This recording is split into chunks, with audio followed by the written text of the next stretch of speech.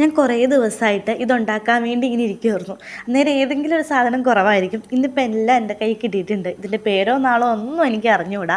പഴം ചെറുതായിട്ട് അരിഞ്ഞിട്ട് അതിനകത്തോട്ട് ഏലക്ക, ജീരകം, ഗ്രാമ്പു വേണമെങ്കിൽ ഇട്ടാൽ മതി, നിങ്ങളുടെ ഇഷ്ടം. പൊടിച്ച് ഞാൻ മാറ്റി വെച്ചു.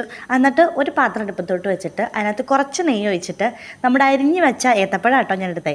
ഏത്തപ്പഴം അതിനകത്തൊന്ന് വാട്ടിയെടുത്തു. എന്നിട്ട് ഞാൻ സാധാരണ എല്ലാവരും ഒരു പാലെടുക്കണേ കണ്ടിട്ടുള്ളൂ, തേങ്ങാപ്പാൽ. ഞാൻ ഒന്നാം പാലും രണ്ടാം പാലും എടുത്തിട്ടുണ്ട്, ഇരുന്നോട്ടെ എന്ന് വെച്ചുകൊണ്ട്. എന്നിട്ട് അതിനകത്തോട്ട് ആദ്യം രണ്ടാം പാലം ഒഴിച്ച് ഒപ്പം തന്നെ ഞാൻ കുറച്ച് ശർക്കരയും ചിരണ്ടി വെച്ചിട്ടുണ്ടായിരുന്നു. ആ ശർക്കരയും കൂടി ഇട്ട് നല്ലപോലെ ഒന്ന് വരട്ടി ഒന്ന് എടുത്തു കേട്ടോ. എനിക്ക് ഏത്തപ്പഴം ഭയങ്കര ഇഷ്ടമുള്ള ഒരാളല്ലാത്തത് കൊണ്ട് ആ ഒന്നാം പാലം ഒഴിച്ച് വറ്റിപ്പോഴേക്കും നല്ലപോലെ വെന്ത് കുഴഞ്ഞില്ല. അതുകൊണ്ട് ഞാൻ കുറച്ച് വെള്ളം കൂടെ ഒഴിച്ച് നല്ലപോലെ ഒന്ന് വേവിച്ചെടുത്തു. നന്നായിട്ടൊന്ന് കുഴകുഴാന്നാക്കിയെടുത്തു. അതിനകത്തോട്ട് ഞാൻ പൊടിച്ചു വെച്ച സാധനങ്ങളൊക്കെ ഇട്ടിട്ട് അത്യാവശ്യം നല്ലപോലെ ഒന്ന് ഇളക്കി നമ്മൾ എന്താ പറയുക ഇങ്ങനെ ഉടച്ചെടുത്തിട്ടുണ്ട്. ഏകദേശം ഒരു പായസത്തിൻ്റെയൊക്കെ ഒരു സെറ്റപ്പാണ് കേട്ടോ.